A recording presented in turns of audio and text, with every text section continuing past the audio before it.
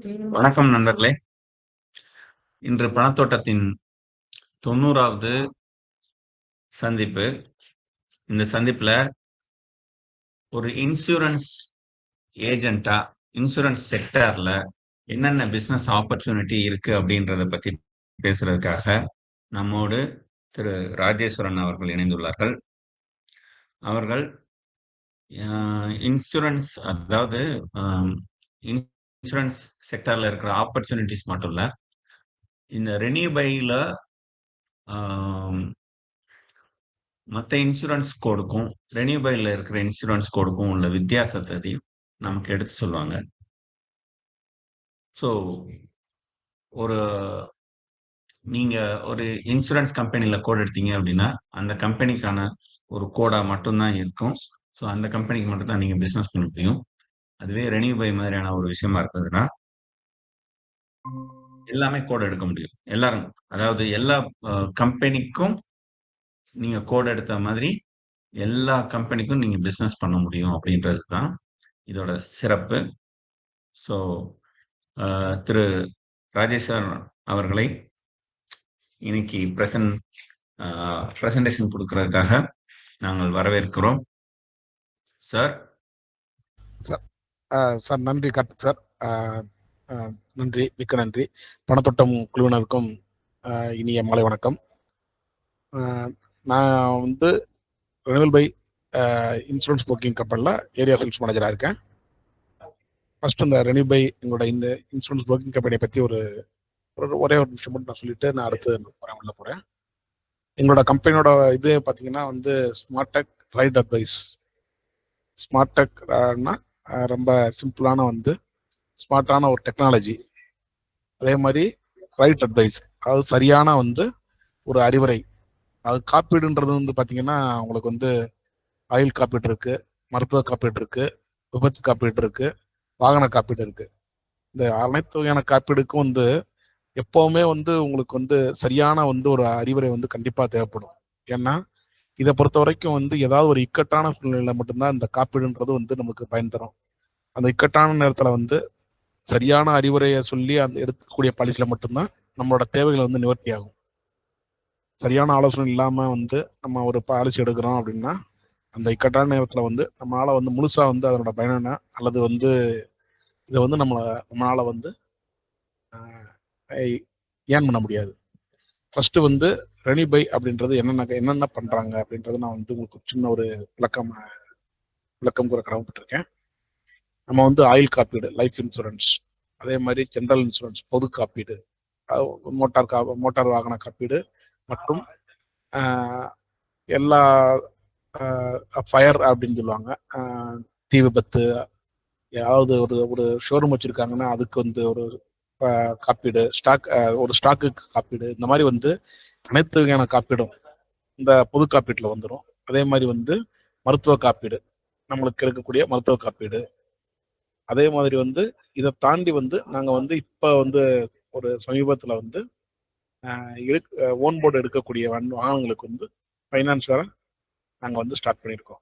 First வந்து நாங்க என்ன பண்றோம் அப்படின்னு பாத்தீங்கன்னா, நாங்க வந்து ஒரு இன்சூரன்ஸ் புரோக்கிங் கம்பெனி அப்படின்னோன்னா வந்து ஒரு சாதாரணமா இது பண்ணிடுவோம்னா, நான் எங்கள்கிட்ட வந்து எல்ஐசில இருந்து ஆரம்பிச்சு ஸ்டார்ட் பண்ண கம்பெனிஸ், அதாவது 2000 வந்து ஆயில் காப்பீடு நிறுவனங்களை பொறுத்த வரைக்கும் எல்ஐசியை தாண்டி மற்ற நிறுவனங்கள்லாம் 2000க்கு அப்புறம் தான் வந்தது.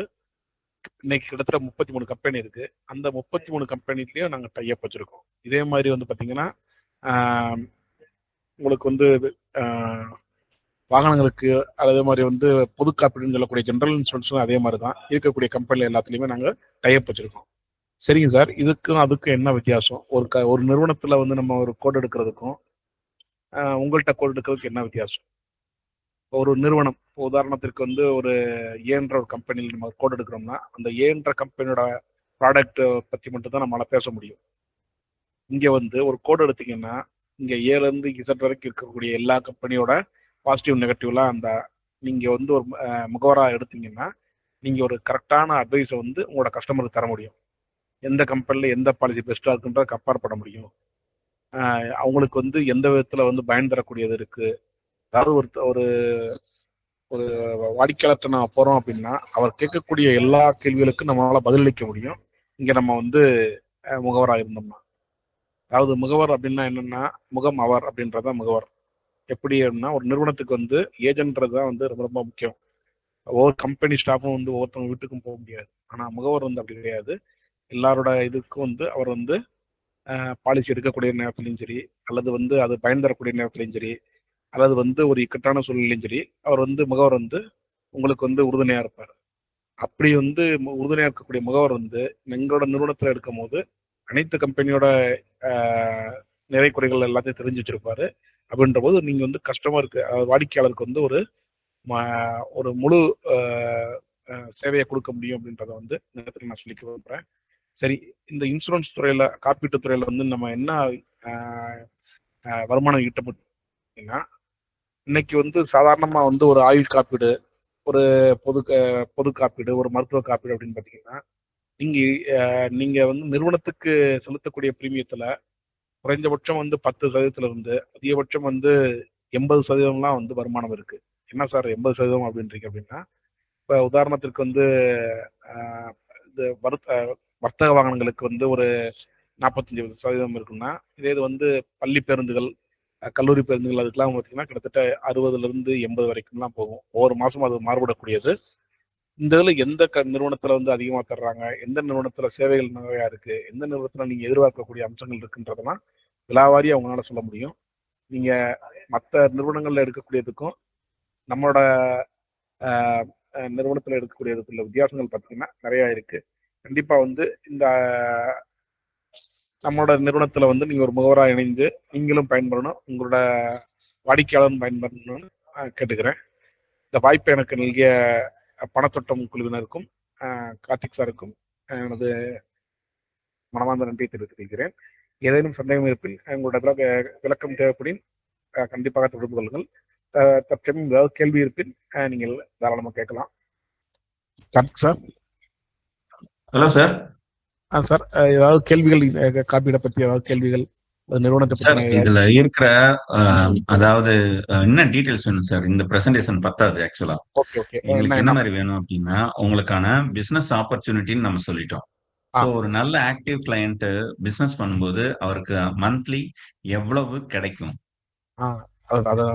சரிங்க சார். அது வேணும்ல சார்? வந்து இப்ப லைஃப் இன்சூரன்ஸ்ல எவ்வளவு கமிஷன்ஸ் கிடைக்கும், ஹெல்த் இன்சூரன்ஸ்ல எவ்வளவு கமிஷன்ஸ் கிடைக்கும், ஜெனரல் இன்சூரன்ஸ்ல எவ்வளவு கமிஷன்ஸ் கிடைக்கும், அதுல இருக்கிற ஆப்பர்ச்சுனிட்டிஸ் என்ன, மத்த இன்சூரன்ஸ் கம்பெனிக்கும் நீங்க கொடுக்குற சப்போர்ட்டுக்கும் உள்ள வித்தியாசம் என்ன, இன்னும் டீடைல் வேணும் சார். Right sir. இப்ப சார் வந்து இப்ப கேட்டாங்க லைஃப் இன்சூரன்ஸ்ல எவ்வளவு பே அவுட் வரும், அதே மாதிரி ஜெனரல் இன்சூரன்ஸ் என்ன பே அவுட் வரும், அதே மாதிரி வந்து ஹெல்த் இன்சூரன்ஸ் என்ன பே அவுட் வரும்னா, இது வந்து பே அவுட் அப்படின்னு பாத்தீங்கன்னா, இப்ப ஆயுள் காப்பீடு அப்படின்னு எடுத்துக்கிட்டீங்கன்னா, எல்ஐசியில வந்து நீங்க வந்து கோட் எடுக்கிறதுக்கு பதிலாக நம்மள்ட்ட கோட் எடுத்தீங்கன்னா எல்ஐசியும் பண்ணலாம், அதே மாதிரி வந்து ஹெச்டிஎஃப்சி லைஃபும் பண்ணலாம், அதே மாதிரி டாடா ஏஐயும் பண்ணலாம் அப்படின்ற மாதிரி தான். அதாவது நீங்க வெளியில ஒரு கோட் எடுத்தீங்கன்னா ஒரு நிறுவனத்துக்கு மட்டும்தான் பண்ண முடியும். நம்மள்ட்ட கோட் எடுத்தீங்கன்னா இருக்க எல்லா நிறுவனத்திலையும் வந்து அந்த ஒரு கோடை வச்சே நீங்க பிசினஸ் பண்ண முடியும். ரெனிவல் கமிஷன் எப்படி வந்து நீங்க வந்து ஒரு நிறுவனத்தில் எடுத்தீங்கன்னாலும் வருஷம் வருதோ, அதே மாதிரி நம்மள்ட்ட எடுத்தாலும் வருஷம் வரும். வருமானத்தை பொறுத்த வரைக்கும் அங்க வந்து உங்களுக்கு 25% வருதுன்னா, இங்க வந்து ஸ்கீம்லாம் சேர்த்து 41% வரைக்கும் வரும். நான் சொல்றது ஆயுள் காப்பீடுல, லைஃப் இன்சூரன்ஸ்ல. சரிங்க சார். ஒரு மாசம் ஆவரேஜ் எவ்வளவு சம்பாதிக்கலாம், உங்களோட வந்து நீங்க எவ்வளவு பிசினஸ் பண்றீங்களோ அதை பொறுத்து அன்லிமிட்டட் தான். இங்க ஒரு மாசத்துல வந்து 7 லட்சம் 8 லட்சம் சம்பாதிக்கக்கூடியவங்களும் இருக்காங்க. ஒரு மாசத்துல வந்து 40 லட்சம் 50 லட்சம் சம்பாதிக்கக்கூடியவங்க இருக்காங்க. என்ன சார் 40 லட்சம் 50 லட்சம்ன்றீங்க? ஒண்ணும் இல்ல. ஒரு ஸ்கூல் பஸ் வந்து கிட்டத்தட்ட ஒரு 100 ஸ்கூல் பஸ் ஒருத்தவங்க வந்து ப்ரொக்யூர் பண்றாங்கன்னா, அந்த ஸ்கூல் பஸ்ஸோட பிரீமியத்துல வந்து நியர்லி வந்து 70% வந்து பே அவுட்டா வரும். அதே மாதிரி வந்து ஒருத்தவங்க இந்த டாடா ஏ செக்மெண்ட் அப்படின்னு சொல்லுவாங்க, எல்சிவின்னு சொல்லுவாங்க. அந்த செக்மெண்ட்ல வந்து நீங்க எவ்வளவு பிரீமியம் பண்றீங்களோ அதுல கிட்டத்தட்ட 50% 45% வரும். அதுக்கடுத்து வந்து ஹெல்த் இன்சூரன்ஸ்ல நீங்க என்ன வந்து 1 லட்ச ரூபா மாசம் பண்றீங்க அப்படின்னா உங்களுக்கு கிட்டத்தட்ட 30% வரும். அது போக வந்து நாங்க வந்து அந்த டயத்தில் நடத்தக்கூடிய ஸ்கீமும் உங்களுக்கு எலிஜிபிள் ஆகும். வெளிநாட்டு ஸ்கீம்ல இருந்து எல்லாமே எலிஜிபிள் ஆகும். அதாவது ஜென்ரலா வந்து லைஃப் இன்சூரன்ஸ் அப்படின்னா கிட்டத்தட்ட 40% வரும். அதே மாதிரி இது ஹெல்த் இன்சூரன்ஸ் அப்படின்னு பார்த்தீங்கன்னா 30% வரும். அதே மாதிரி வந்து பார்த்தீங்கன்னா மோட்டார் இன்சூரன்ஸ் பொறுத்த வரைக்கும் இன்றைக்கு வந்து ஒவ்வொரு மாசமும் வந்து எவ்வளவு பிசினஸ் நடக்குது அப்படின்ற மாதிரி பாத்தீங்கன்னா, எல்ஐசி மட்டுமே 11,500 கோடி பண்றாங்க. லைஃப் இன்சூரன்ஸ் பிரீமியம் வந்து எல்ஐசி மட்டுமே 11,500 கோடி. மிச்ச எல்லா நிறுவனங்களும் சேர்ந்து எவ்வளவு பண்றாங்கன்னா கிட்டத்தட்ட 23,500 கோடி பண்றாங்க. 23,000 கோடியில வந்து 23,500 கோடியிலேயே கிட்டத்தட்ட 20,000 கோடி வந்து முகவர் மூலியமா தான் இருக்கு. அதனால வந்து இந்தியாவை பொறுத்த வரைக்கும் கிட்டத்தட்ட ஒரு 7% 8% வரைக்கும் தான் வந்து இன்சூரன்ஸ் பாலிசி வச்சிருக்காங்க. 100 பேர் இருக்காங்கன்னா அதுல 8 பேர் தான் வச்சிருக்காங்க. 8 பேரே ரிப்பீட்டடா போடுறது அந்த மாதிரிதான் இருக்கணும் இல்லையா. மிச்சம் வந்து 92% வந்து இன்சூரன்ஸ் இல்லாம தான் இருக்காங்க. அதே மாதிரி தான் வந்து ஹெல்த் இன்சூரன்ஸை பொறுத்த வரைக்கும் 100க்கு 5 பேர் தான் வச்சிருக்காங்க. மிச்சம் 95 பேர்கிட்ட வந்து இல்லை. அப்ப இந்த ஃபீல்ட்ல பொறுத்த வரைக்கும் இன்னமும் வந்து டேப் பண்ண வேண்டிய அந்த என்ன சொல்றதுன்னா நிறைய கஸ்டமர் இருக்காங்க. ஆனா அதுக்கான முகவர்கள் இருக்காங்களான்னு கேட்டா கண்டிப்பா இல்லை. இன்னைக்கு இத்தனை நிறுவனங்கள் இருந்தாலுமே முகவர்கள் ஏன் தேவை அப்படின்னு கேட்கறாங்கன்னா, இன்னும் அதிகமான பொட்டன்ஷியல் வந்து இந்தியாவில் இருக்கு. அதே மாதிரி வந்து லைஃப் இன்சூரன்ஸ் சொன்னோம், அதே மாதிரி ஹெல்த் இன்சூரன்ஸ் சொன்னோம், அதே மாதிரி மோட்டார் இன்சூரன்ஸை பொறுத்த வரைக்கும் ஒரு 10-12% இருக்கு. எதனால அப்படின்னு பார்த்தீங்கன்னா, இது வந்து கட்டாயம் அப்படின்றதுனால அது இருக்கு. இல்லாட்டி வந்து அதுவுமே வந்து கம்மியாக தான் இருக்கும். இது ரைட்டு. இந்த இதுல வந்து சார் இந்த இதனால வந்து எங்களுக்கு என்ன யூஸ் அப்படின்ற கேட்டீங்கன்னா, ஏற்கனவே சொன்னது மாதிரி தான். ஆயுள் காப்பீட்டுல குறைஞ்சபட்சம் வந்து 30% 40%. அதே மாதிரி மருத்துவ காப்பீட்டுல குறைஞ்சபட்சம் 30%. அதே மாதிரி வந்து ஜெனரல் இன்சூரன்ஸ் சொல்லக்கூடிய பொது காப்பீடு மற்றும் மோட்டார் வாகன காப்பீடுக்கு வந்து பார்த்தீங்கன்னா 25% வந்து வருமானம் ஈட்ட முடியும். அது வந்து நீங்க எடுக்கக்கூடிய இந்த பிசினஸ் செக்டரை பொறுத்து, நீங்க ஸ்கூல் பஸ்ஸா எடுக்கிறீங்க அல்லது கல்லூரி பேருந்தா எடுக்கிறீங்க, அந்த மாதிரி ஒரு ஸ்டாஃப் பஸ்ஸா எடுக்கிறீங்கன்னா அதுக்கு வந்து உங்களுக்கு வந்து வருமானம் அதிகமா இருக்கும். அதனால வந்து நீங்க பண்ணக்கூடிய பிசினஸ் வந்து பொட்டன்ஷியல் பிசினஸ்னா நீங்க வந்து ஏர்ன் பண்ணக்கூடிய பிரீமியம் வந்து 40 லட்சம் 50 லட்சமே இருக்கும். மதுரையிலேயே வந்து பார்த்தீங்கன்னா ஒரு மாசத்துக்கே பே அவுட் மட்டுமே வாங்கக்கூடியவங்க வந்து கிட்டத்தட்ட ஒரு 8-12 லட்சம் வாங்கக்கூடியவங்க மதுரையிலேயே இருக்காங்க. வெறும் வந்து நான் சொல்றது மோட்டார் வாகன காப்பீடுல மட்டும். ஆயில் காப்பீடுல அதை விட அதிகமா பண்றவங்க நிறைய பேர் இருக்காங்க. இதை தாண்டி வந்து நம்ம வந்து ஒவ்வொரு வருடமும் வந்து வெளிநாட்டு சுற்றுப்பயணம்லாம் வந்து டூர்லாம் நம்ம வந்து ஆர்கனைஸ் பண்றோம். இது எல்லாமே வந்து பார்த்தீங்கன்னா ப்ராப்பரா வந்து நம்ம சார் எல்ஐசியில கோடு எடுக்கிறேன், அது வந்து ஐஆர்டிஏ கோடு. உங்கள்கிட்ட எடுக்கிறது என்ன சார்? இதே ஐஆர்டிஏ கோடு தான் நம்மள்ட்ட. பிஓஎஸ்ன்னு சொல்லுவாங்க, பாயிண்ட் ஆஃப் சேல் அப்படின்னு சொல்லுவாங்க. எப்போ எல்லா இந்த காப்பீட்டு நிறுவனத்தில் எடுக்கக்கூடிய கோடு தான் நம்மள்ட்ட எடுக்க போறீங்க. நம்ம வந்து எல்லா கம்பெனிக்கும் வந்து சர்வீஸ் ப்ரொவைடர் மாதிரி, அதாவது நாங்க புரோக்கர், கார்பரேட் புரோக்கர் வந்து அப்படின்ற போது நாங்க வந்து எல்லா நிறுவனத்திலும் நாங்கள் கோடு வச்சிருப்போம். நீங்க வந்து எங்கள்கிட்ட வந்து கோடு எடுக்கிறது மூலியமா எல்லா நிறுவனத்திலையும், அதாவது ஆயுள் காப்பீடு, மருத்துவ காப்பீடு மற்றும் வந்து பொது காப்பீடுன்னு சொல்லக்கூடிய மோட்டார் வாகன காப்பீடுலாம் நீங்க பண்ண முடியும். உங்களோட வருமானம்ன்றது அளவில்லாததான் இருக்கும். இது இந்த இவ்வளவுதான் சம்பாதிக்க முடியுன்றது கிடையவே கிடையாது. நீங்க எந்த அளவுக்கு வந்து பிசினஸ் பண்றீங்களோ அந்த அளவுக்கு வருமானம் இதுல ஈட்ட முடியும். ஈட்டிக்கிட்டு இருக்காங்க, நீங்களும் ஈட்ட முடியும். சார் ஏதாவது கேள்விகள் இருக்குங்க சார்? நண்பர்களே, உங்களுக்கு வேற ஏதாவது கேள்விகள் இருக்குங்களா? நண்பர்களே, எதுவும் கேள்விகள் இருக்குங்களா? ஓகே சார், ஒரு வேண்டுகோளா நாங்க சொல்றோம். இந்த மாதிரியான சந்திப்புல வந்து எங்களுக்கு வந்து இன்னும் கூட கொஞ்சம் டீட்டெயில் வேணும். என்னன்னா, இது வந்து பிசினஸ் ஆப்பர்ச்சுனிட்டின்னு நம்ம சொல்லிட்டோம். இதுல வந்து ஒரு பிரசன்டேஷனோட நீங்க வந்து இதுல இருக்கிற growth என்ன, இந்த இண்டஸ்ட்ரி பத்தியும் சேர்த்து சொல்லணும். எவ்வளவு வருஷம் இன்சூரன்ஸ் இண்டஸ்ட்ரி எந்த அளவுக்கு க்ரோ ஆகிக்கிட்டு இருக்கு, இன்சூரன்ஸ் ஏஜென்ட்டோட தேவை என்ன, ஒரு இன்சூரன்ஸ் ஏஜென்ட் வந்து எந்த அளவுக்கு ஏர்ன் பண்ண முடியும், அதுல இருக்கிற அடிஷனல் பெனிஃபிட்ஸ் என்ன, சொசைட்டில அவங்களுக்கு என்ன மாதிரியான ஒரு ரெஸ்பெக்ட் அண்ட் இதுல இருக்கிற அந்த சோசியல் காஸ் என்ன அப்படின்ட்டு நிறைய விஷயங்கள் நாங்க எதிர்பார்க்கோம் சார். ஸோ இதெல்லாத்தையும் சொன்னாதான் நம்ம கிளையண்ட்டுக்கு வந்து இதோட அவசியம் என்னன்றது புரியும். ஒரு 10 நிமிஷத்துல நம்ம சும்மா ஒரு வாய்ஸ் ஓவர்ல சொல்றதுல வந்து அவ்வளவு இம்பாக்டா இருக்காதுன்றது என்னோட ஒப்பீனியன். தப்பா எடுத்துக்காதீங்க. சரிங்க சார், சரிங்க சார். உங்களோட இதை வந்து அறிவுரையை வந்து நாங்கள் கண்டிப்பாக ஏற்றுக்கிறோம் சார். அடுத்ததுல வந்து உங்களுக்கு வந்து ஸ்க்ரீன்ஷாட் மூலியமா வந்து ப்ரெசன்டேஷன் வந்து பண்ணி உங்களுக்கு வந்து அதை வந்து இன்னும் விலாவாரியா உங்களுக்கு நாங்கள் கொடுக்க நாங்கள் இது பண்ணுறோம் சார். கண்டிப்பான முறையில் சார். நண்பர்களே, நான் என் பங்குக்கு சில விஷயங்கள சேர்த்து பேசணும் அப்படின்ட்டு நான் விரும்புறேன். ஓகேங்களா?